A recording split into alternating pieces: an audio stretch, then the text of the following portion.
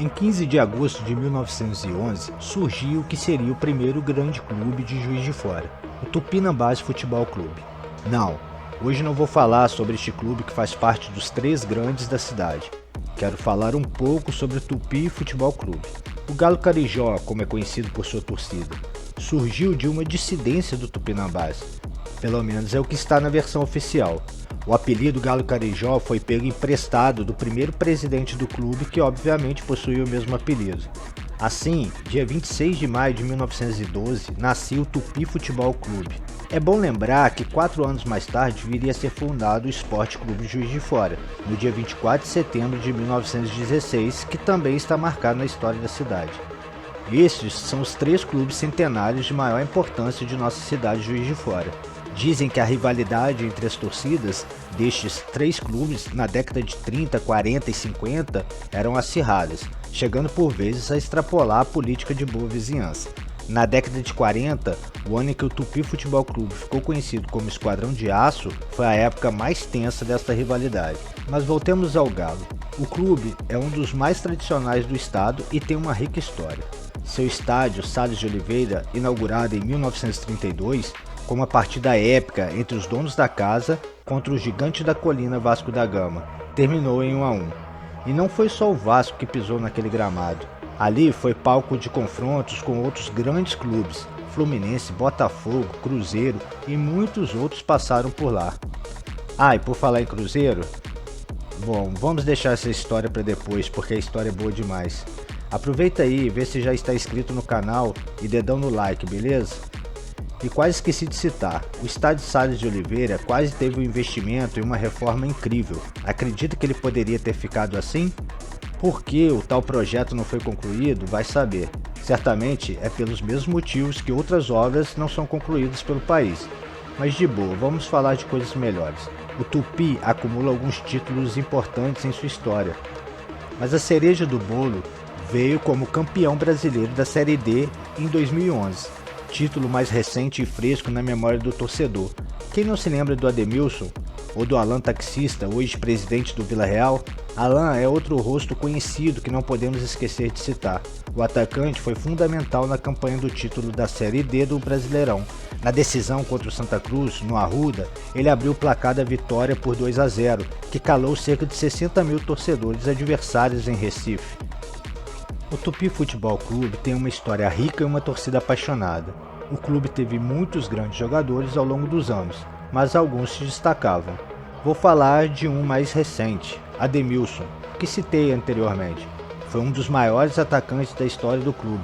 Ele marcou 105 gols pelo Tupi e foi o artilheiro do Campeonato Mineiro em 2003. É o maior ídolo carijó da atualidade, com passagens por Botafogo e Fluminense. O jogador é o maior artilheiro do estádio municipal Radialista Amarelino. Agora, falando em ídolo, não podemos deixar de citar aqueles que deixaram seu nome no hall da fama do clube. Dentre eles estão Otelo Rossi, Lalinho, Tuf, Laje, Neri, Raul, Chiquinho, Magalhães, Miro, Armando, Dimas, Caneca, Mário Tortura, Toledo, entre outros. Perdão por não citar todos, pois este vídeo é só um resumão mesmo, beleza? Destes vou destacar alguns. Lalinho foi um dos maiores meias da história do clube. Ele foi um dos principais jogadores do Tupi na década de 1970 e ajudou o clube a conquistar o Campeonato Mineiro em 1972. Mário Tortura foi um dos maiores goleiros da história do clube. Ele foi um dos principais jogadores do Tupi na década de 70. E esse aqui eu deixei para o final, porque até eu me surpreendi com essa história. Homenageado com a estátua no Estádio Municipal de Juiz de Fora, Moacir Toledo. Toledinho, comumente conhecido, fez 565 partidas, marcou 201 gols e ganhou 31 taças, sendo o jogador com mais jogos, gols e títulos pelo Galo. O cara foi um monstro, o maior artilheiro da história do Tupi, que colecionou taças, que teve a chance de participar do time conhecido como Fantasma do Mineirão, equipe que bateu os grandes de Minas Gerais no Gigante da Pampulha e teve a possibilidade de enfrentar a seleção brasileira de Pelé, Garrincha em um amistoso preparatório para a Copa do Mundo de 1966. Pois é, vou repetir, o cara marcou o rei, e foi tão bem que o próprio Pelé deu isso aí nas mãos dele, dá uma olhada. Você tem noção do tamanho disso? Lembra que falei que ia deixar a história do Cruzeiro para depois, porque a história era boa? Pois é, a história até chegar nessa foto aí foi assim. Terminava no ano de 1965, o Cruzeiro consagrava-se campeão mineiro e o Tupi amargava uma de suas piores campanhas no Campeonato de Juiz de Fora. Em janeiro de 1966, o Tupi convidou o Cruzeiro para uma partida amistosa em Juiz de Fora. O Cruzeiro, que contava com grandes jogadores na época como Tostão, Dirceu, Piazza, a Raposa foi surpreendida e acabou derrotada pelo Tupi por 3-2. Em seguida, a surpreendente derrota do Cruzeiro para aquele time do interior estimulou o Atlético Mineiro, na época chamado Vingador, a convidar o Tupi para um amistoso em Belo Horizonte, no estádio do Mineirão. Mesmo com o apoio da grande torcida atleticana, o time dirigido por Paulo Amaral caiu diante dos Carijós de Juiz de Fora por 2-1. Daí então, com o objetivo de descontar as derrotas anteriores dos grandes da capital diante do Tupi, cabia ao América Mineiro tal feito, pois o Tupi vinha desmoralizando os times de Belo Horizonte. Só que também não deu pro América.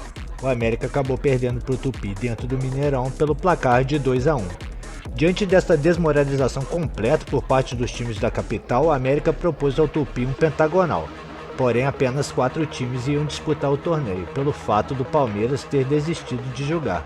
Não entendi porque o Palmeiras estava no meio desse torneio, mas tudo bem. Novamente, frente a frente com o Cruzeiro, agora dentro do Mineirão, o Tupi mais uma vez surpreenderia e venceria a equipe azul por 2-1. Aquele resultado acabou fazendo história para o Tupi, e aquela equipe, depois de bater os 3 times da capital, Cruzeiro, Atlético e América dentro do Mineirão, num curto prazo de tempo, passava a ser conhecida como o Fantasma do Mineirão. Depois dessa trajetória épica, o Tupi começou a ser comentado pelo Brasil todo, chegando a ser convidado pela seleção brasileira que disputaria a Copa do Mundo de 66 na Inglaterra, e participar de jogos treinos com a seleção de Pelé e Garrincha, lá em Caxambu, a fim de se preparar para o Mundial.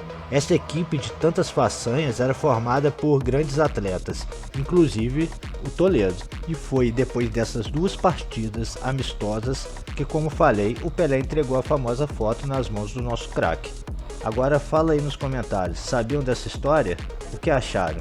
Eu, particularmente, fui surpreendido.